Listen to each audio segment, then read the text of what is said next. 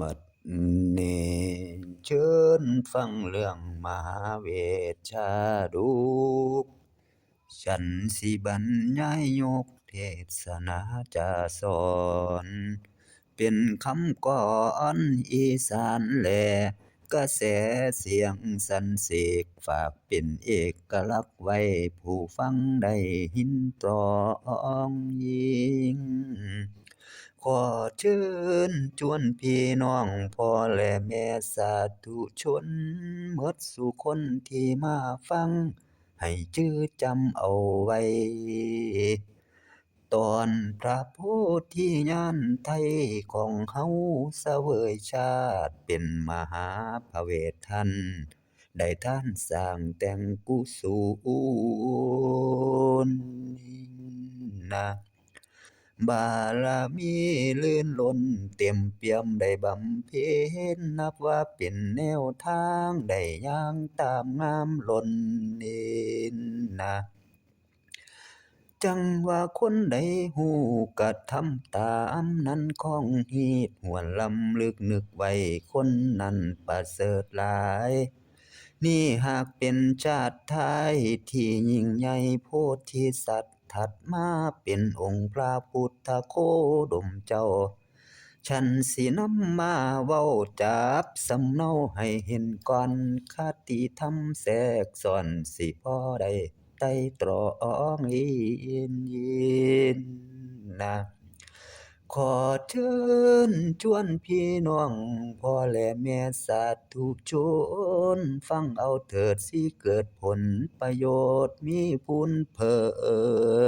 มนะ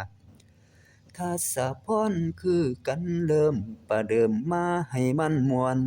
13กันทวนจังจบม่วนภาคเสียงยิ่งนะพันคาถาตลอดเกียงสมบูรณ์แบบเทศนาอาตมาสิใครก่อนเทศละครย่อน้อมชาตุชนผู้มาล้อมสดับเสียงคู่สู่ทานบรรณาการฝากตอนนะเป็นของตอนเรื่อ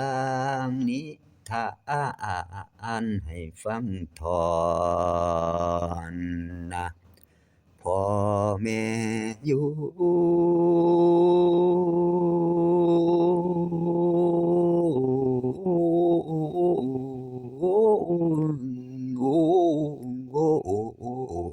ยน้องในตอนนี้หันเข้ามาก้าวต้านกระแสเรื่องนั้นคำก่อนทัศพรกันกูอกยกป่าเดิมดาสอน ตามคำสอนชาดกแหลกกระแสทำลำคาก้าวถึงนางเทพฟ้าผู้เมียเงาท่านพระอินทร์ยินนะพุทธดีนางได้สิ้นบุญเก่าที่ทำมาสิได้ลงปรางปลาจากสวรรค์ดอกเวียงแก้วนางได้เบิดบุญแล้วก็จำใจสิได้ห่างสิได้ไล่ลาข้างลาล่างคู่สู่แนวนะอยู่บ่ได้อีกแล้วจึงเอื้อนแอวขอพรเป็น10ตอนพระพรทิพย์จากพระอินทร์อวนอาย ข้อหนึ่งนั้นยามเมื่อโลกนางย้ายลงไปมนุษย์โลกขอให้โชคยิ่งล้นได้ไปส้นเพิ่งพายามนะเป็นธิดาเจ้าฟ้าสนุกก่อกองกุศลบำเพ็ญตนให้ปรากฏประโยชน์ผลให้คนย่อง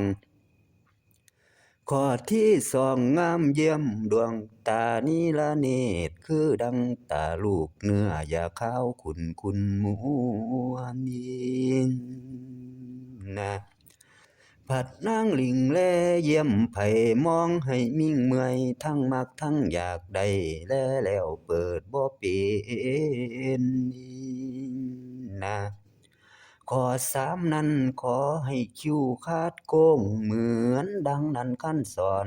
ค คนตางอนงามลับเลิศวิไลบัดแลเยี่ยมผัดเหี้ยมชายตาสิงลิงนำให้ฮักฮอหยิกคิ้วต่อแต่ละครั้งพ่ออยากล้มเท้าตายนะข้อสี่นั้นยามข้าวิโยคย้ายตายจากเมืองแม้นไปเกิดแดนเมืองมนุษย์ให้ชื่อบุษดีนี่ถึงโลกีแดนใต้เมืองใดก็ตามสร้างพุทธดีชื่อนี้อย่ามีให้เปลี่ยนแปลงนะข้อห้านั้นขอให้รู้ที่แม่งเกิดราชบุตรตาผู้ที่มีบุญพลาลื่นคนทั้งกายชาติต่อไปให้ถึงตายโพธิญาณอันล้ำค่าเป็นมารดาของพระพุทธเจ้าพัวเหงาให้ไกลครวนนะข้อหกนั้นบ่รักไก่ให้เลิ่นล้วนสมส่วนบัดทรงคันชวีวันดูสวยดังบ่มีดอกมานทอง อย่าคือหญิงในห้องโลกาพื้นแผ่นอยู่ในแดนโลกไตให้ลือแท้แต่พานางนะข้อเจ็ดนั้นสองท่านสวยสาลังปูนเปรียบจุ่มท้องกันทั้งสองดูเต็มเต็งตึงงามเยี่ยม เทียมดังสาวสวรรค์ฟ้าถึงชาลากยายอนชูสะลอนเต็งเต่ายามเท่ากายายานนะขอบแปดนั้นเจสาดำสะอาดอ้านประดูดปีกพุ่มมาลาแก้ไก่มาก็ดำดีงอกอย่าแซมซ้อนใด ขอให้ดูดีด้วยสวยเป็นธรรมชาติคือดังว่าแต่งแต้มงามโกกว่าผู้ใดนะขอเก้านั้นสังขาราโลกไต้หากบวชเที่ยงกีลังการจงบันดาลกายนางให้ของงามน้ำเฟืองผิวขาวเหลืองนวลเนื้อให้สวยงามตามเก่าชะลาการกายาเศร้ากายน้องให้ผ่องใสนะข้อสิบนั้นขอให้เป็นเอกลักษณ์ไว้ปัญญาเลิศสมองดีไผผู้มีเวรเคราะห์ผูกพันทานังหลังขอให้ปัญญาน้องตองตามหิวห้องเปิดบ้องแก้วไขได้ให้ปล่อยไปนะในตอนนั้นองค์อินทราธิราชไทยเลยประสาทพรทิพย์10ประการที่นางขอคู่สู่แนวประทานสิ้นพ่อพระอินทร์ประทานลาจูบคาถา19ท่อนทัศพรตลอดแล้วกันนี้นั้นบ่หลายนะจังว่าฝูงน้องอ้ายพ่อและแม่ให้ต้องตึกพ่อเด้อแม่เด้อนึกถึงศีลถึงทานที่ท่านทำลงไว้ผลทางใจนั้นมีบ่ขอเชิญเจ้าต้องอ่านการทำทานเฮ็ดให้ปลื้มนอนยิ้มอิ่มละไหมนะสังเกตเบิ่งนั้นก็ได้ยามเจ้าแบ่งทานของใจสิใสห้องห้องอิ่มเอมกะเสมสานทานยามใดกะใจผ่องมหาคุณบุญใหญ่ทานนาไมเพิ่นกะเอิ้นเชิญเจ้าให้มันคอยนะสั่งสมไปทีละน้อยเทื่อละน้อยสิเป็นหลายบัดยามตายสิเป็นทุนได้เพิ่งบุญพลาล้น ตายสู่คนบ่คงยังไผสิยังคำฟ้าอยู่สัตว์ทุกหมู่โลกกว้างบ่มีบ่มดอกบ่อนตายนะแต่ว่าบ่อนสิย้ายไปสู่ภูมิสถานแล้วแต่การไผมันสิแต่งกันดีให้ไผได้ทำบุญไว้คุณความดีสร้างก่อตายแล้วเหาะขึ้นฟ้าไปเนาอย่างนั่งสวรรค์นะไผทำชั่วไว้นั้นกรรมสิจองบัดยามตายไปอบายตกนรกทุกข์ทรมานล้นสาธุชนทั้งค่ายหญิงชายคู่สุทานศีลและทานให้ก่อไว้ผลสิได้ดอกแน่นอนนะสร้างความดีบ่เดือดร้อนโลกกะชอนสรรเสริญขอเชิญชวนทำดีจังสิมีดอกคนย่องอย่าทำหม่องทำชั่วสิเสียตัวนั้นไร้ค่า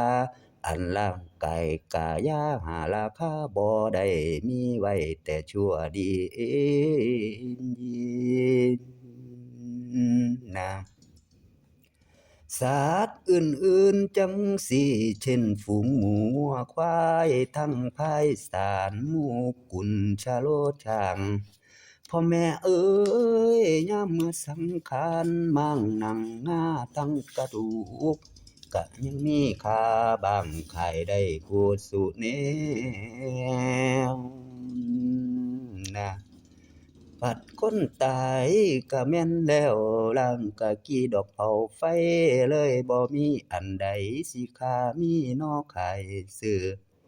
คือกำก่อนเพิ่นสอนไว้กวีไทยประพันธ์ภาคขอฝากโยมพี่น้องวิจารณ์ไว้ใครครวนนะว่าพฤกษกผกาสอนนี่กุญชรอันโปรดปรงโทษทนสนิ่งคงสำคัญหมายในกายมีนราชาเจ้าวางไว้มาหลายสิ้นทั้งอินทรีย์สถิตชั่วแต่ชั่วดีประดับไว้ในโลกาปวงประชาทำคายบัดยามตายสลายชีพดีสัวยังอยู่ยังฟังแน่นแก่นสารเด่นนะขอฝากโยมทุกท่านเอื้อนอ่านสิเศร้าก่อนขอจบตอนเศร้าพักชั่วประเดียวดอกข้าวหน่อยถ้อยคำก่อนแต่เพียงนี้เอวังที่ปฐมเรื่องหิมมาพานต์นั่นต่อเนื่องตอนน้ำนะจางคอยฟังเอาเด้อศรัทธาเอ่ย